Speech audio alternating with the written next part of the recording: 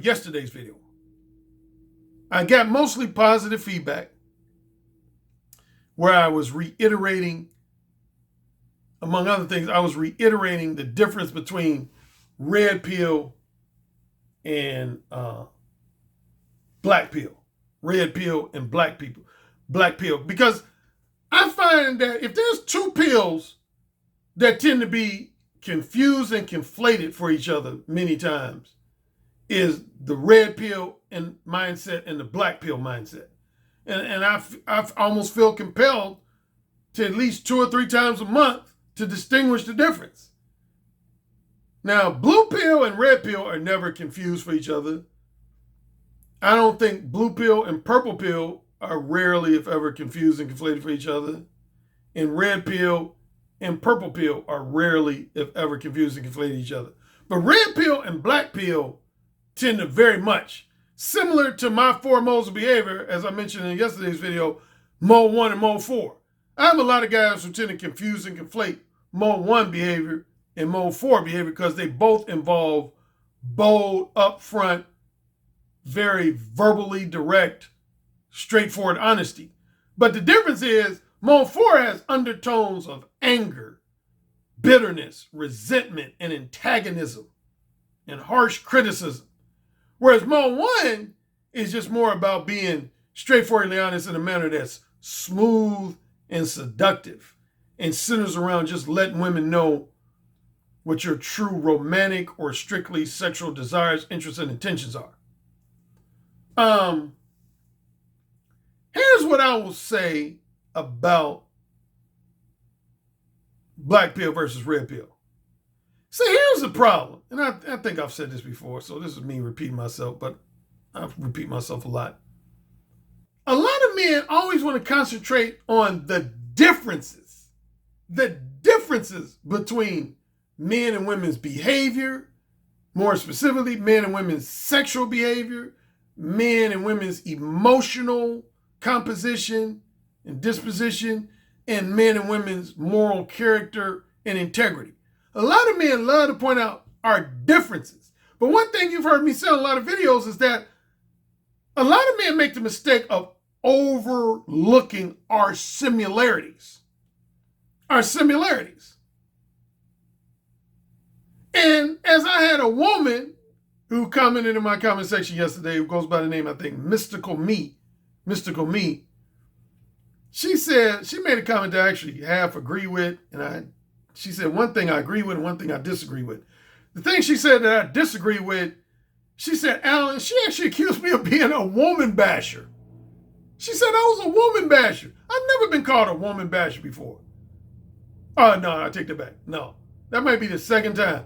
If any of y'all familiar with a black female YouTuber by the name of Deborah Cooper, I remember back in 2009, 2010, I had some women who were fans and supporters of Deborah Cooper that once categorized me as a chauvinistic, sexist, chauvinistic woman basher.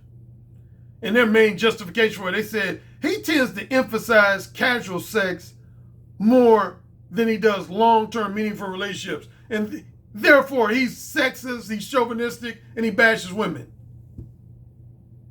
Really? Let me give y'all, what do you call that? A post? What do you call it? After the fact, posthumous, whatever you call it, for Deborah Cooper supporters. Insert dog face here.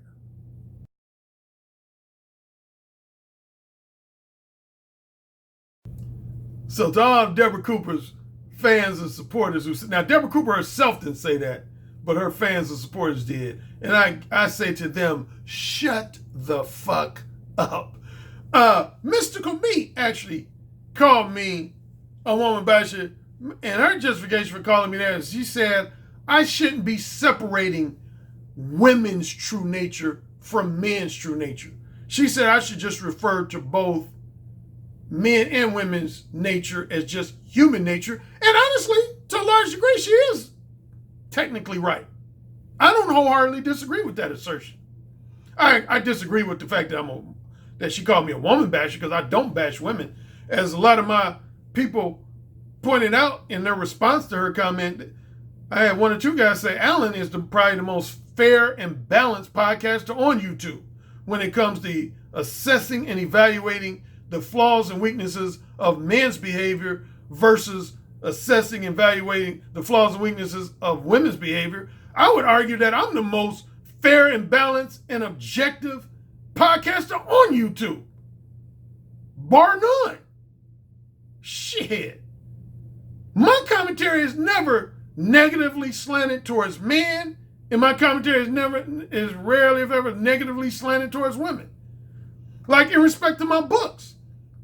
Mode 1, as I mentioned before, is my book where I'm basically calling out the manipulative head games and sexual duplicity of men. And then, Ooh Say It Again is where I call out women's sexual duplicity, and Possibility of Sex is where I call out women's tendency to engage in manipulative head games. So in my books, I'm very balanced, fair and balanced. But what I was going to say is that here's where a lot of guys get fucked up with the different mindsets, aka the different pills. See, a lot of men, I'll start with blue pill. This is, in a nutshell, blue pill men's problem. Blue pill men are men who believe or at least want to believe that women are less capable of scandalous behavior, manipulative behavior, adulterous and unfaithful behavior, and sexually duplicitous behavior. That's what blue pill guys, where they make their mistake. Their main mistake is that they believe, or at least want to believe, that women are far less capable of scandalous behavior, misleading and manipulative behavior, adulterous and unfaithful behavior, promiscuous and or polyamorous behavior, and just overall sexually duplicitous behavior. That's blue pill men's problem in a nutshell. That's the starting point of their problem. They want to believe that women are less capable of those various aspects of behavior.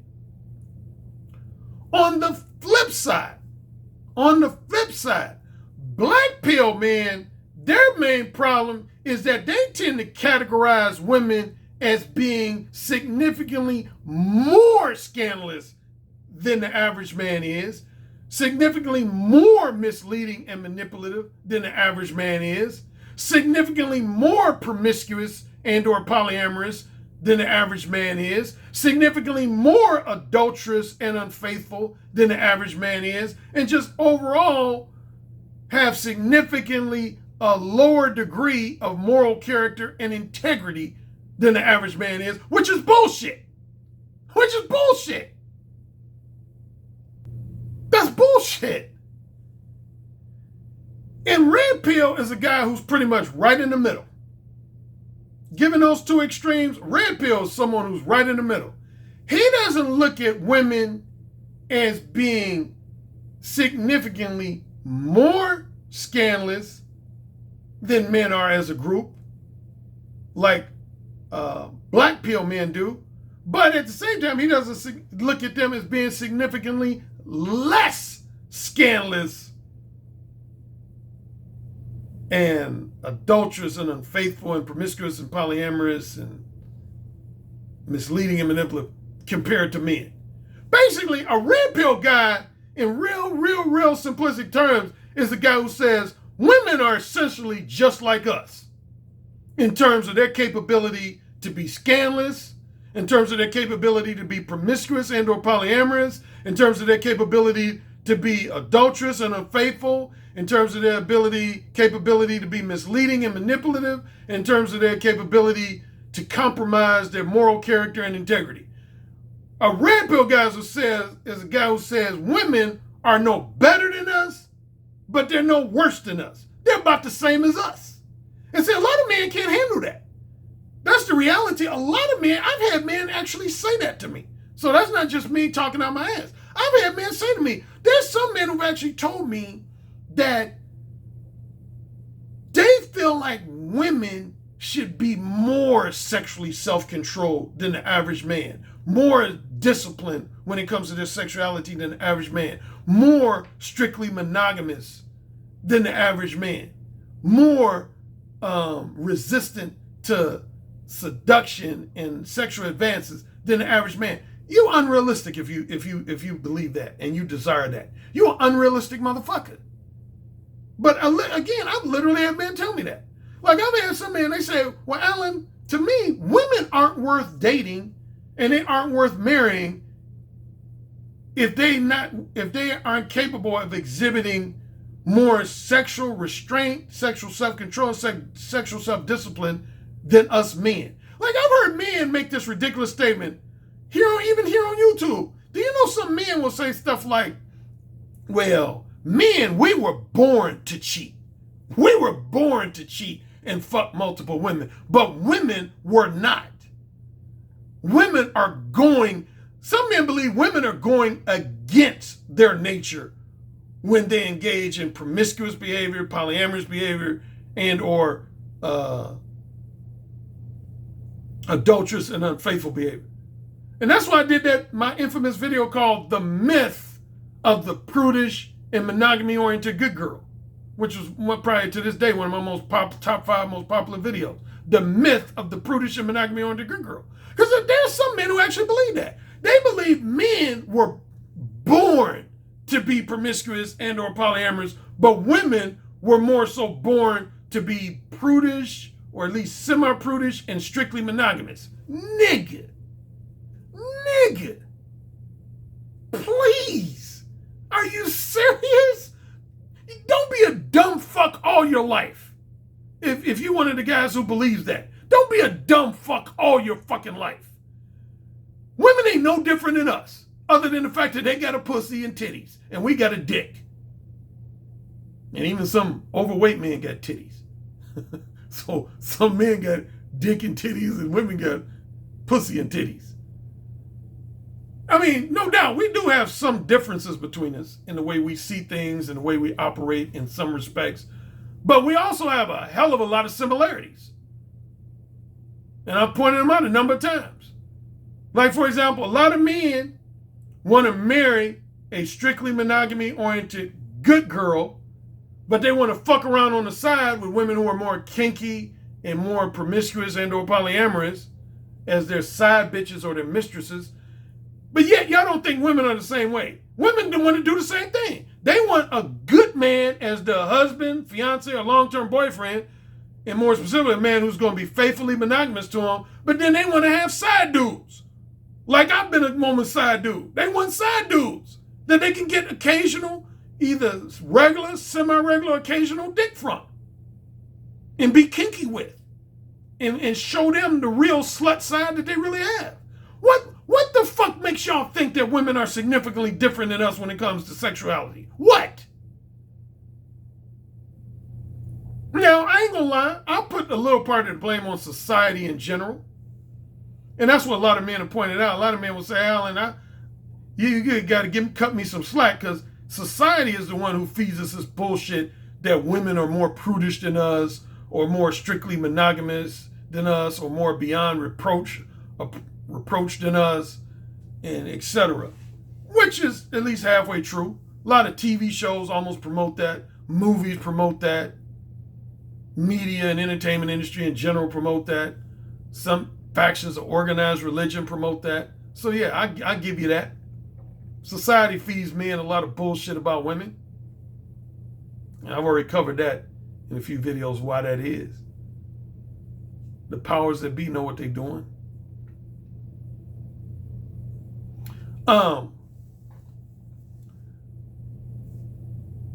Final commentary.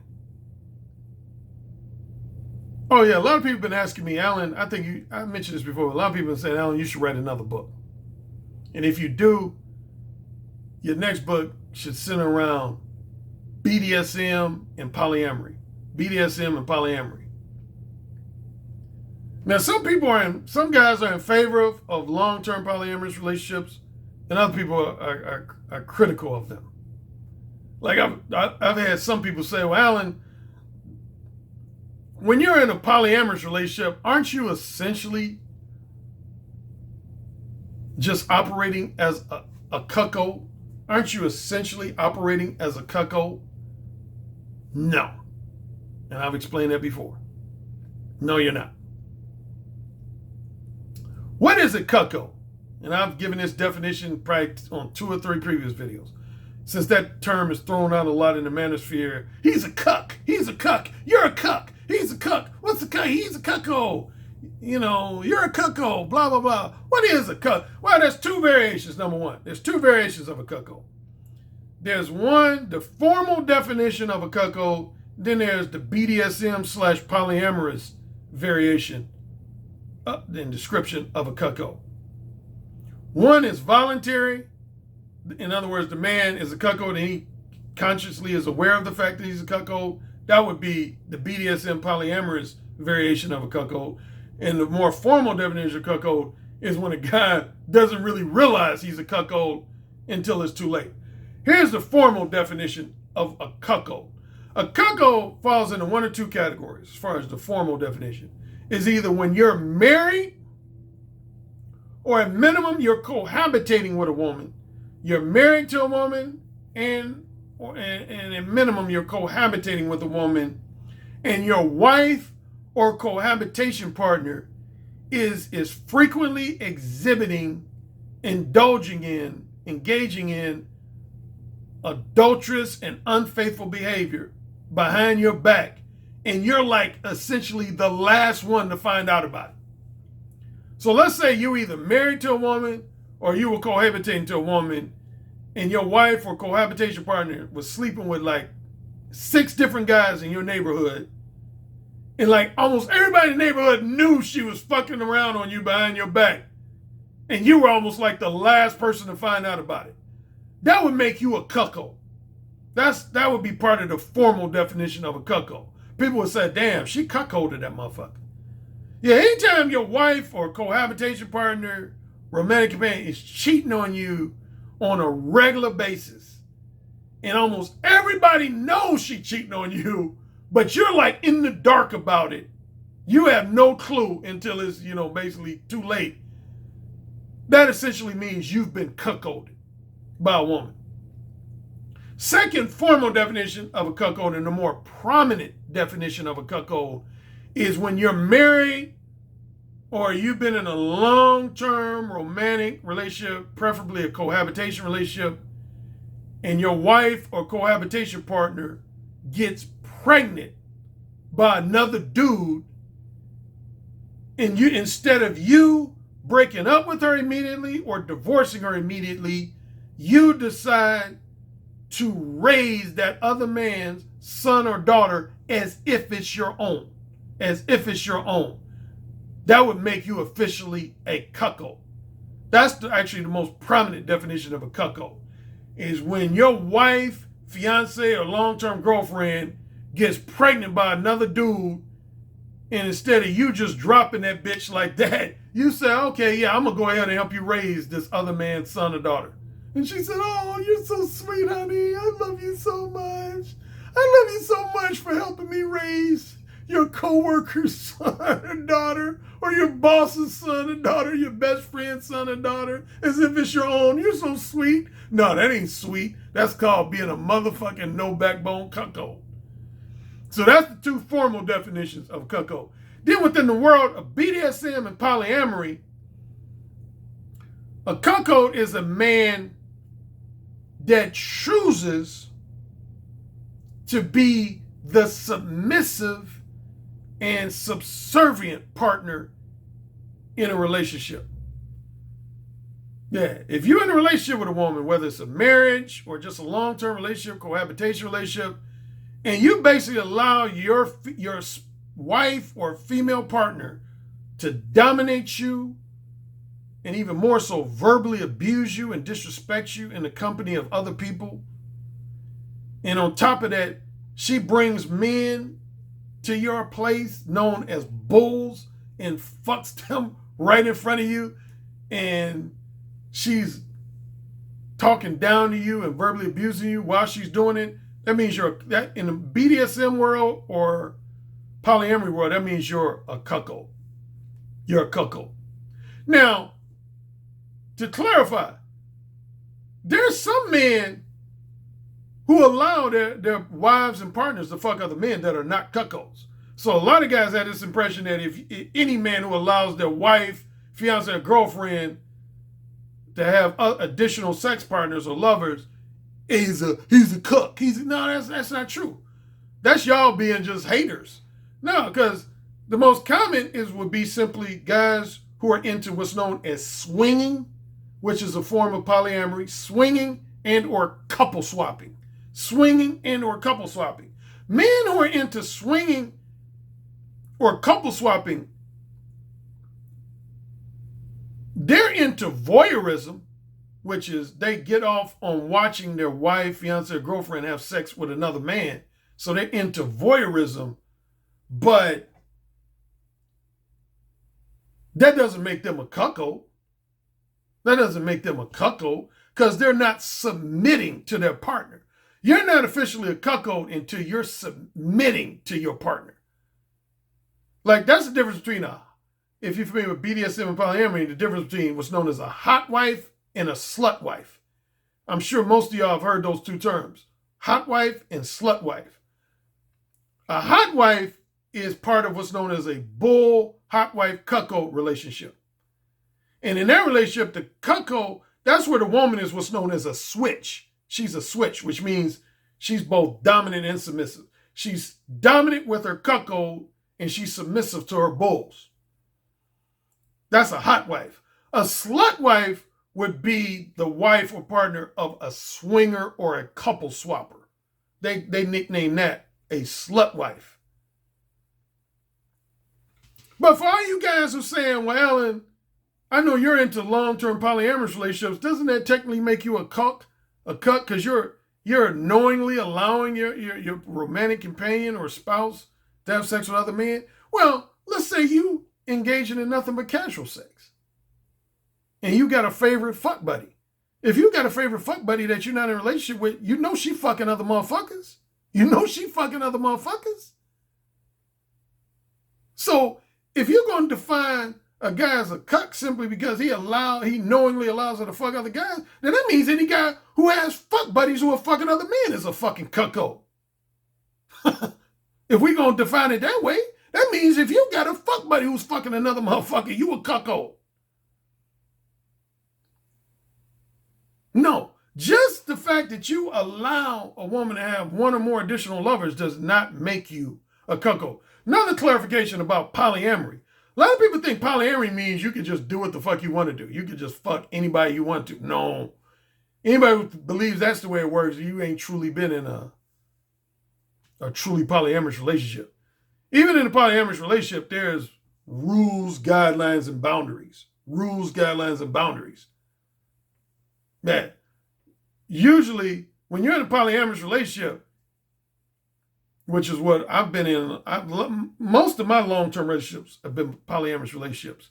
And one thing I'll just speak for myself. When I'm in a polyamorous relationship, my partners have to be honest. They have to be honest. In other words, they can't fuck another motherfucker behind my back and not tell me. See, here's what people don't realize about cheating. That's truly what cheating is. A lot of people think cheating is simply when your spouse or romantic companion has sex with someone else is what constitutes cheating. No, actually, that's not true. That's not true.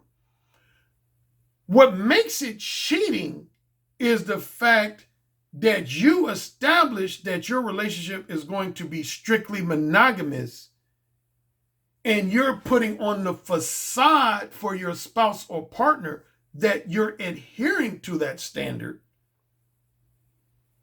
But behind that person's back, you're violating that standard. That's what makes it cheating. In other more simple terms, it's when somebody has sex with somebody and tries to hide it or lie about it. That's what makes it cheating. If you establish from the outset that we're going to have a strictly monogamous relationship, but then either you don't adhere to that or your spouse or partner doesn't adhere to that, that's when one of you two or both of you two are cheating. Whereas, see, in a polyamorous relationship, the way most polyamorous relationship works is your spouse or partner would come to you and say, hey, I've met someone who I'm leaning towards being intimate with. Do you have a problem with it? And then I, as their partner, would either say yay or nay. Because see, here would be my deal breakers. Here's my deal breakers in any polyamorous relationship. I have 3 deal breakers in any polyamorous relationship. Matter of fact, right now I'm in a polyamorous relationship. Or another term for it is, I call it a voluntarily monogamous or a non-obligatory monogamous relationship. That's another, or a flexible monogamous relationship.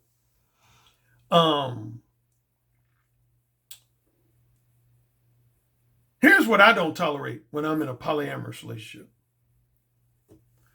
I already mentioned one. Dishonesty. Blatant dishonesty. If I'm in a polyamorous relationship and my partner has sex with another dude and she tries to hide it from me or lie about it, once I find out, she's gone. She's dismissed. Relationship's over. If I'm in a polyamorous relationship and a woman comes up pregnant by another dude, instantly over. I ain't gonna be no dude's cuckold. I ain't raising no other man's kids. Fuck that. Relationship's instantly over. Third is if the dude gives her some type of STD. Because preferably in a polyamorous relationship, if y'all gonna be having sex with multiple people, y'all should engage in safe sex practices. Y'all shouldn't be doing raw dog. Because then you open up the door to bring diseases into your relationship. I ain't never had an STD in my life. Let me knock on wood. I always knock on wood. Yeah, I'm 56 years old. And I can't say that. Most of my friends can't say that. I'd say at least 2/3 of my high school friends, college friends, and general acquaintances, they've had at least one STD in their life. I've never had an STD. Never. Not one time. And I've engaged in quite a bit of raw dog sex in my life too. But I've never had an STD or an STI. Now they have 2, STD and STI. But, so yeah, when you're in a polyamorous relationship, that doesn't mean you have a green light to just fuck, the window washer at Arby's if the woman feels like it, or you can go to Kentucky Fried Chicken and see a bitch with a big booty and you can just fuck her when you feel like it. No. To me, if you just fucking pretty much anybody you want to, without any type of rules, guidelines, or parameters, or boundaries, that ain't really a polyamorous relationship. That's more of just a fuck buddy relationship. That's what that is to me. That's a fuck buddy relationship. That's basically what fuck buddies do. When you're in a fuck buddy relationship, you don't have no rules or guidelines or parameters or boundaries. You just fuck anybody you feel like fucking.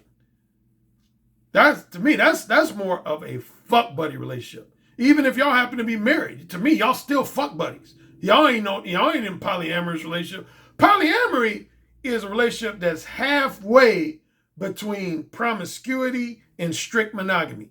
It's halfway between promiscuity and strict monogamy.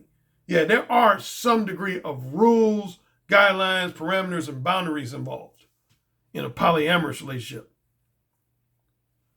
But yeah, somebody asked me, Alan, now that you're in a relationship that looks like you're going to have kids with this woman, is that going to change your stance on monogamy? Because I know you say in the Beta Male Revolution that you don't believe in long-term strict monogamy. I don't believe in long-term strict monogamy. I wouldn't go as far. I always have to clarify. I've never said I don't believe in monogamy, period. I don't believe in strict or obligatory monogamy. Strict or obligatory monogamy. I believe in what I refer to as voluntary monogamy, which is simply when you're monogamous to someone because you genuinely want to be. Or another term I have for it is non-obligatory monogamy.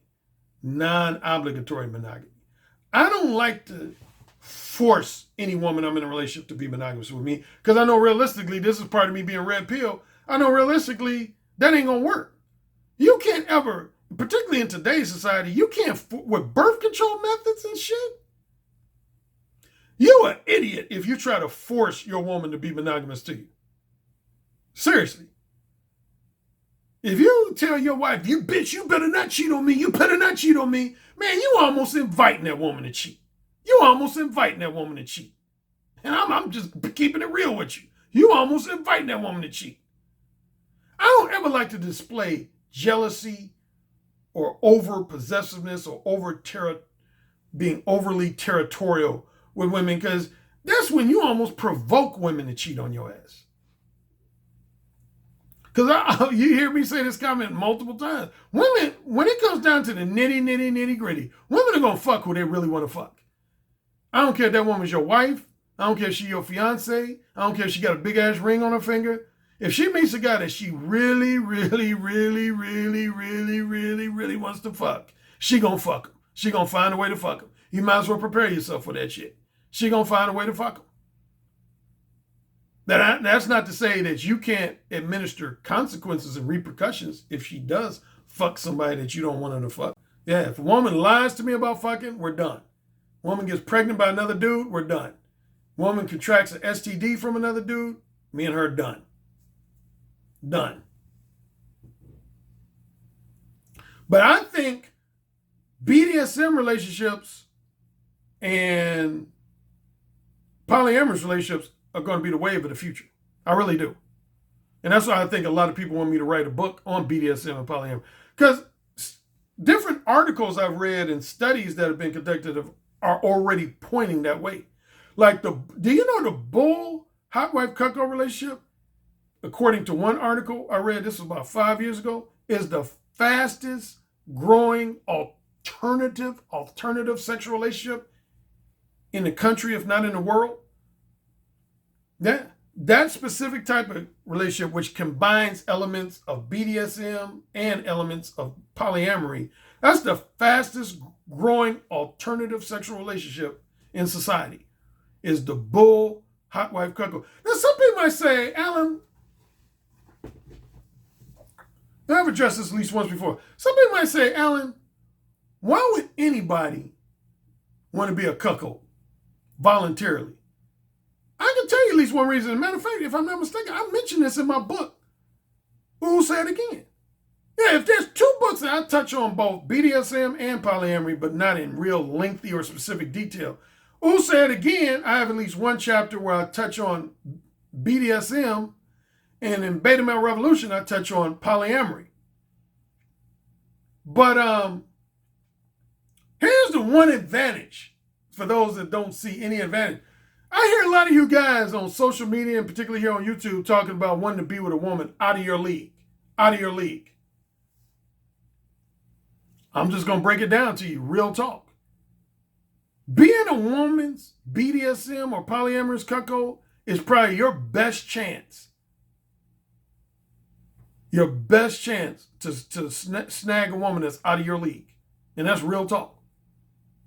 That's real talk. A lot of men, let's put it this way.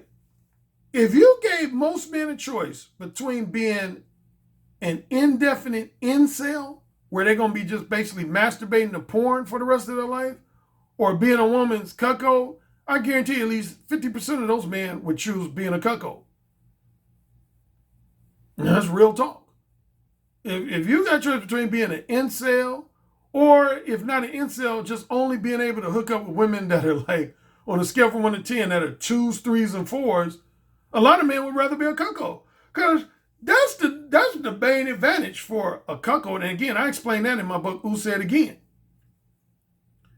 The main advantage for most men who are BDSM and polyamorous cuckolds is that if you're a man that's, say, in terms of physical attractiveness and sex appeal, in terms of the combination of your physical attractiveness and sex appeal, let's say on a scale of 1 to 10, you rank in the area of a 2, a 3, or a 4.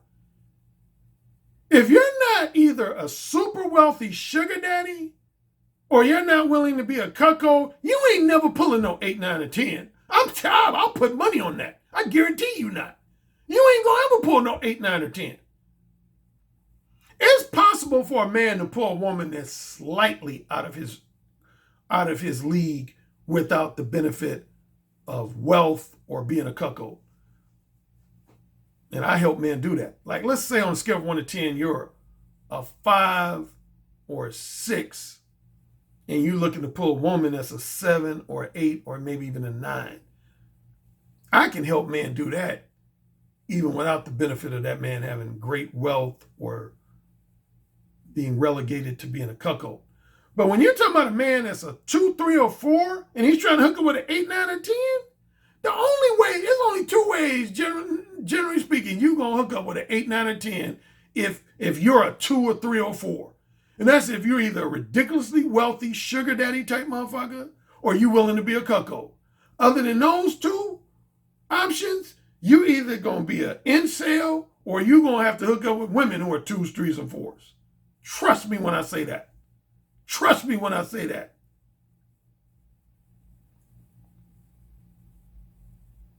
BDSM, polyamory, is going to be the wave of the future. And in my Patreon exclusive portion today, I'm just going to give you some of the basics of BDSM Domination 101. BDSM Domination 101. Matter of fact, most of y'all should know I got a site, mo1.net/training.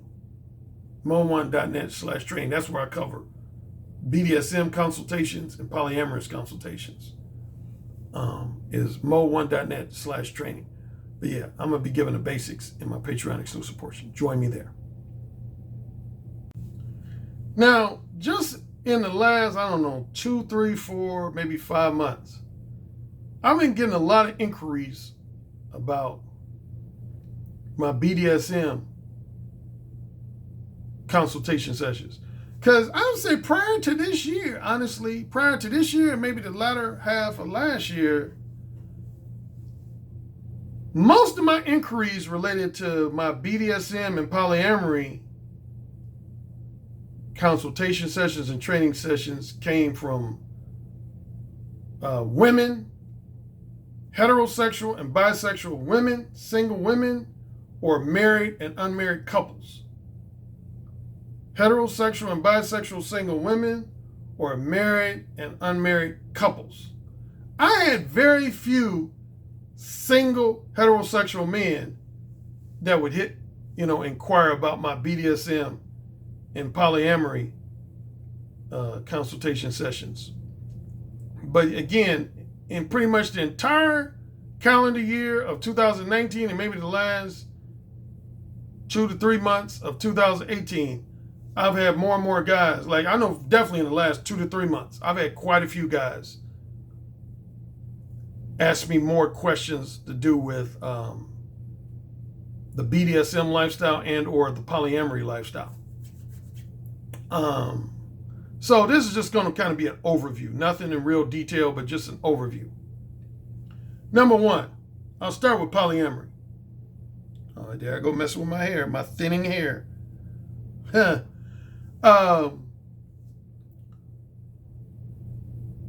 answer the question, Alan, when should I, excuse me for adjusting my seat, when should I think about entertaining the thought of indulging in a polyamorous relationship and just overall the polyamorous lifestyle? What are the benefits? What are the drawbacks, etc.? Well, as I mentioned in the free portion,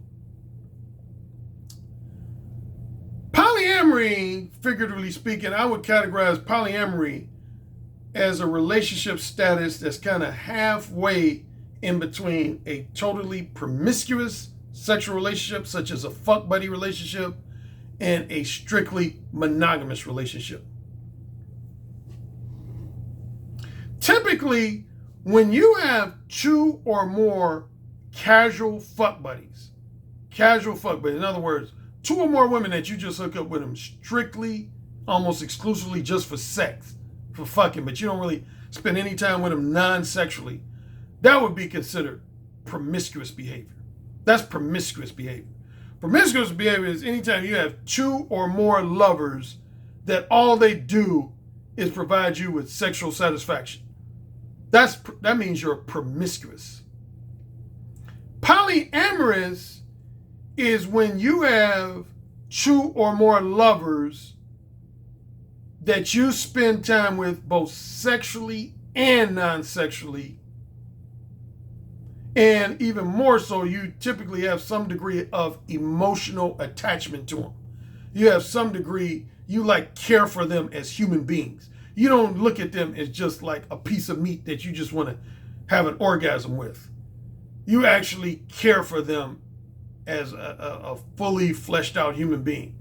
In other words, put it another way, promiscuous is when you have 2 or more fuck buddies. Polyamorous is when you have 2 or more girlfriends. If you have 2 or more wives or 2 or more long-term romantic companions, that's when you qualify for being polyamorous. That's polyamorous. So, yeah, another term I like to use, and I think a few other people have used this term, some people call it flexible monogamy. Is another variation of polyamory, is what's called flexible monogamy, meaning that you're mostly monogamous, like no less than 2/3, 3/4 of the time your relationship is monogamous, but occasionally you give your spouse or partner a pass, you could say a free pass, to take on an additional lover or to engage in maybe a weekend fling with somebody, something like that. Ex-boyfriend of theirs, ex-husband of theirs, whatever. I'll tell you a good example. I mentioned this on a video. I'm not going to name the guy's name. This guy's a celebrity. When I was in Hollywood, I remember I ran across a celebrity. And check out his situation. He was living with 3 women. He was living with his current long-term girlfriend, his last, most recent long-term girlfriend, and his ex-girlfriend's cousin. And he was fucking all 3 of them. He was fucking all 3, and they were all living together. That's an example of a polyamorous relationship. That's a prime example of a polyamorous relationship. He was living with his current girlfriend, his most recent ex-girlfriend, and his ex-girlfriend's cousin.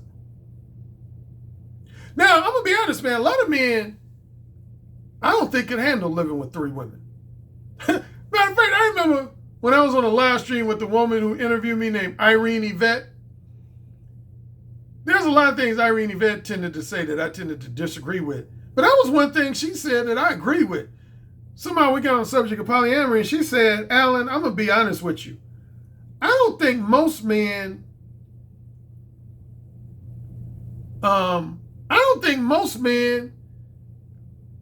can handle being polyamorous. Because most men can't even manage one woman, one wife, or one live-in romantic companion, let alone 2, 3, or 4.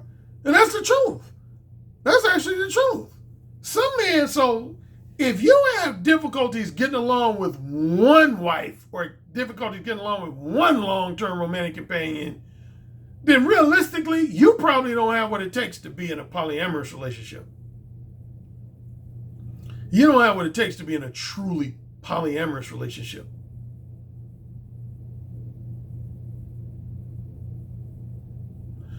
The closest you can come to being in is what's known as simply an open relationship. See, I've clarified this too before. Yeah.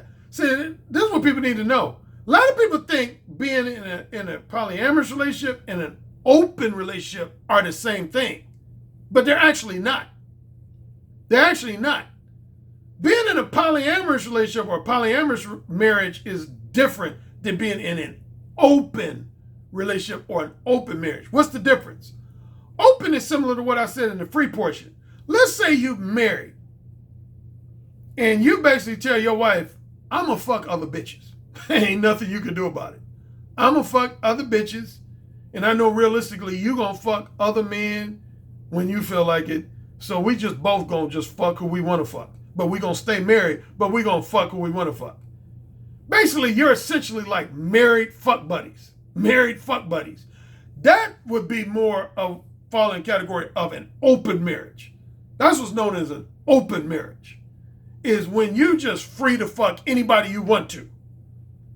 When you just totally free to fuck anybody you want to, and your partner, your spouse is free to fuck anybody they want to, that's an open marriage. A polyamorous marriage is when you have some type of rules, guidelines, and parameters and boundaries surrounding who you can have sex with and who you can't. Basically, the person has to ask your permission to have sex with an additional lover. They can't just do it when they feel like it. They have to ask your permission, particularly the woman. Generally, I would say both the man and the woman, but particularly the woman. They have to ask your permission to have sex with an additional lover. That's a truly polyamorous relationship. Secondly, a truly polyamorous relationship is, again, when you have at least two of your lovers are long-term romantic companions. They ain't just somebody you see to fuck, like a fuck buddy. It's like you essentially have like two wives or two or more long-term girlfriends. That's a true polyamorous relationship. Is when you have two lovers that not only are you having sex with, but you're spending time with both of your lovers, all of your lovers, both sexually and non-sexually. Like, there's actually a concept known as a polyamorous family. A polyamorous family. I think I mentioned this on Blog Talk Radio and at least once on, I was briefly part of a polyamorous family. What is a polyamorous family? Let's say you're in a situation where you and two other couples decide to buy a large house together. So it's you and two other married couples. And y'all buy a house together, and no one woman belongs to no one man. Basically, y'all just one big sex group. In other words, if you were part of this family, you would get to fuck your wife and the other two wives. The other two married men involved in the family would get to fuck their own individual wives plus your wife and the other wife. And if y'all brought in, like, say, one or two single people to live with y'all get to fuck them too. That's what's known as a polyamorous family. That's more common than most people know, particularly in the state of California. There's a lot of people really all over the country, but particularly in California, there's a lot of polyamorous families. Like I said, I was part of one briefly. Yep, polyamorous family. So yeah, that's when two or more couples, and more specifically two or more married couples, are living in the same household, and everybody's fucking everybody. And everybody's fucking everybody. That's what's known as a polyamorous family. What else about polyamory? Yeah, one of the reasons why polyamory came about is because, as most people know, in the United States, polygamy is illegal. Now, here's the interesting thing, and I've pointed this out before. Here's what's interesting. On a federal level, excuse me.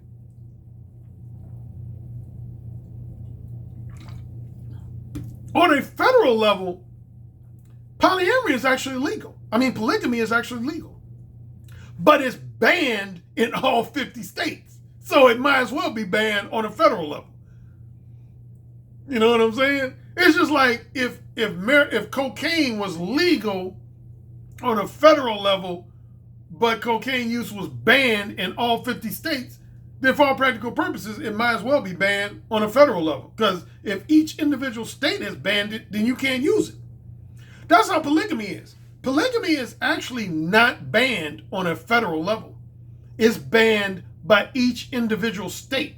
Now, there was one state that used to, in certain counties, it was legal. That was Utah. I think that changed, if I'm not mistaken. That changed. But Utah actually used to have certain counties where polygamy was actually legal because of the Mormons. But polygamy is, of course, when you have two or more wives. Well, there's actually two forms of polygamy. There's Polygyny and polyandry. Polygyny and polyandry. Polygyny is when a man has multiple wives. That's known as polygyny, which is a form of polygamy. Then another form of polygamy is polyandry. That's when a woman has multiple husbands. A woman has multiple husbands. That's known as polyandry. So both of those are forms of polygamy. But again, polygamy is illegal. So the next best thing is polyamory. So the next best thing to indulging in a polygamous marriage would be to have one wife and then have one or more concubines. What's known as a concubine. That's the closest thing to being polygamous, is to be married and have one or more concubines. A concubine is a long-term additional lover that a married man has that his wife knows about and approves of, and most of the time the concubine actually lives with you guys. Sometimes they can live separately, but most of the time they live with you. I actually have a frat brother who's in that situation. Yeah, I got a frat brother who lives in California. He's married and he has 3 concubines. He's married and he has 3 concubines. Yeah, that's a concubine is when you're married, so you have one wife, but you have at least one or more additional lovers, long-term additional lovers that your wife knows about and approves of, and over half the time they live with you. That would be the closest thing to having. Again, though, a lot of men ain't cut out to have a polyamorous marriage. Because some men, honestly, man, some men don't have the strength of character and the strength of backbone to manage one wife or one long-term partner. And I'm just keeping it real. Some men don't have it. You got to be a strong motherfucker. You got to be a very confident, a very masculine, a very dominant, and a very hard line motherfucker to maintain a polyamorous marriage or a polyamorous relationship. Which brings me to the next lifestyle. BDSM. See, that's where BDSM comes into play. That's why a lot of people incorporate both BDSM and polyamory. Because the general nature of BDSM is when you establish from the outset that one partner or one spouse is going to be the very dominant partner, either both in the bedroom and out of the bedroom, or in some cases just within the bedroom. That one partner is going to be the very dominant partner, and the other partner, spouse or partner, is going to be the obedient and submissive partner in the marriage or relationship. You establish that from the get-go. In other words, there's no 50-50. Let's see, like a lot of people, particularly women, they want to have egalitarian relationships and marriages. Egalitarian, meaning of equal influence. That's what egalitarian means. You want a relationship where both spouses or both partners have roughly equal influence and say so in the relationship. I don't believe in that shit. And I've said that publicly on Blog Talk Radio and on YouTube. I don't believe in egalitarian relationships. I really don't. I believe somebody should always be the dominant partner in a marriage or relationship, even if it's not the man. If it's not the man, let's say the woman is the dominant. I actually believe. I know marriages and relationships where the woman is the dominant partner. Now, typically, you ain't going to find that too much because most women aren't turned on by men who they can easily dominate. The vast majority of women I know, they get turned off by men who they can easily dominate and have their way with. So that's why you don't find too many marriages, relationships where the one, with the exception of like, say, a bull, hot wife cuckold, that would be probably the most glaring exception, where a woman will remain in a marriage or a relationship where she's dominant. She dominates her cuckold, but she's submissive to her bulls. But yeah, man. I can only be in a long-term relationship with a woman who's a very feminine and very obedient and submissive. Very feminine and very obedient and submissive. I can't be in a long-term relationship with a woman that's smart alecky, incredibly sassy, defiant, disagreeable, argumentative. None of that. I can't deal with no woman like that. Masculine or semi-masculine. I can't deal with no woman like that. I can deal with some of those qualities if you're talking about like a one-night stand or weekend fling. But if you're talking about a long period of weeks, months, years, no. I only have BDSM-oriented relationships. Yeah. Whatever, if I'm in a long-term relationship, my girlfriend has to be my bitch. I mean, I'm just putting it in blunt terms. She got to be what's known as my obedient good bitch. That's a BDSM term. And see, a lot of women take offense to that term, bitch, because some people look at that as a disparaging term, and it can be used disparagingly. But in the world of BDSM, that's actually a term of affection to say that that woman is my bitch. Believe it or not, that's a term of endearment, a term of affection to say, yeah, this is my bitch. So that's not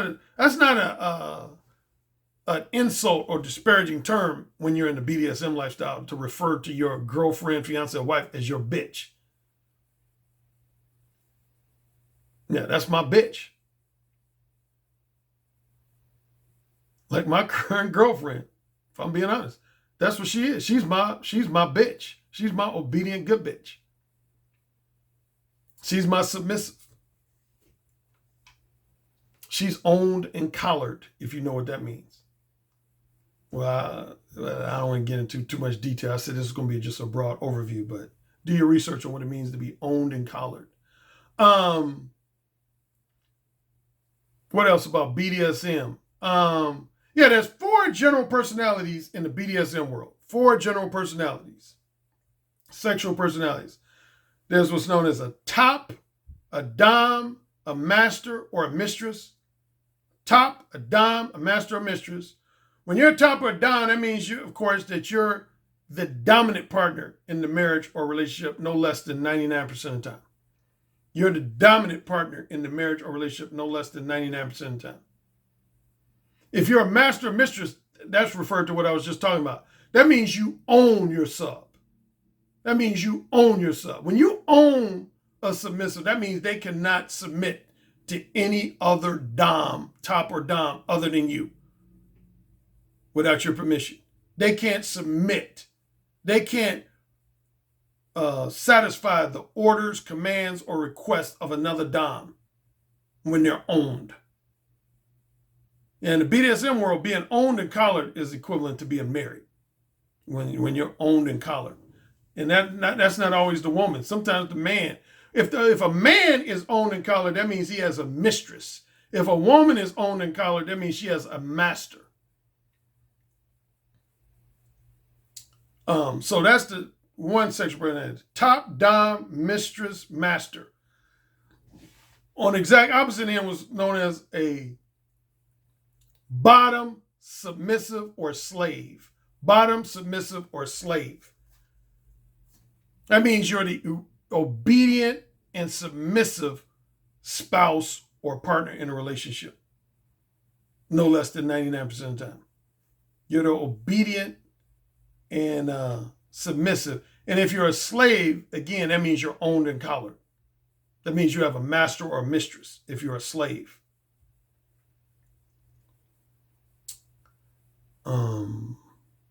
If I had one more to the bottom subcategory, would be a cuckold. And that only applies to men. I don't think there's any such thing as a female cuckold. A male slave is the same thing as a cuckold. Then in between, there's 2 personalities. There's a switch, and then there's a flexible and a versatile. What's the difference? Switch is when you have at least 2 sexual lovers, a minimum of 2 sexual lovers, and one lover you're always dominant with, but the other lover you're always submissive to. For example, in a bull hot wife cuckold arrangement. The hot wife, she's always dominant with the cuckold, but she's always submissive to her bulls. That's a switch. Matter of fact, all hot wives have to be switches. Like, it's not even optional. You have to be a switch to be a hot wife. If you're a woman and you want to be a hot wife, you have to be a switch. Yeah, a switch is when you're always dominant with one or more lovers, but then you have a different set of lovers that you're always submissive to. That makes you a switch. Flexible or versatile is when you go both ways with the same partner. So like if you were married and say 3/4 of the time you dominated your wife, but at least 1/4 of the time you allowed her to dominate you, either just in the bedroom or both in the bedroom and out of the bedroom, then that would make y'all both flexibles or versatiles. Yeah, if you're both dominant and submissive with the same spouse or same sexual partner, that would make you a flexible or a versatile. Two other terms would be a sadist and a masochist. I've covered these before in videos. Sadist and masochist. Sadist means you not only like to dominate your partners, but you like to administer either physical pain and or verbal abuse and humiliation. Physical pain and or verbal abuse and humiliation. That makes you a sadist. That's a sadist. On the receiving end of a sadist would be a masochist. A masochist is a man or woman who loves to be humiliated by their dominant partner. They like to be verbally abused and disrespected by their spouse or partner. And they like to have their partner administer some degree of physical pain, such as a paddle spanking, whipping, flogging, that type of thing. That means you're a masochist. Yeah, you're masochistic if you like verbal abuse, disrespect and humiliation, and physical pain. The thing I like about BDSM relationships and my current romantic companion, she says she likes this about BDSM. It clarifies the roles, man. It clarifies the roles. Like if you're in the armed services, I've never been in armed services, but I have clients who have. You know, one of the reasons why the armed services works, the military works, is because everybody has defined ranks and defined roles. Defined ranks and defined roles. That's what makes it work. That's what prevents chaos. Is everybody has a defined rank and role. Same with in most Fortune 500 corporations. Most of the people who are employed by a major top-notch company or corporation, they have a defined rank and role. Senior vice president, junior vice president, middle manager, supervisory manager, entry-level office manager. You know, they give you these titles to define your rank, your level of authority, your level of responsibility, and who you submit to and who you dominate. And that's what makes most corporations work. Because see, in the military, if people don't know their roles or people defy their roles, then somebody's likely to get killed. That's pointed out in the movie A Few Good Men, which I used clips from in yesterday's video. People are likely to get killed if you defy your rank and your role. In the corporate world, you have the potential to cause your company to lose money and be unproductive if you defy your rank and your role. Well, that's what's known as insubordination. In both the corporate world and military, when you defy a higher authority and you're not willing to adhere to your rank and role, that means you're insubordinate. Defiant, that's another term for just simply saying you're defiant. You're insubordinate. You can be written up for insubordination. You can get thrown out the military for insubordination. And for companies, you can get fired for insubordination. That's basically what being a BDSM Dom is almost like being your wife, fiance, or girlfriend's personal drill sergeant or hardline employer.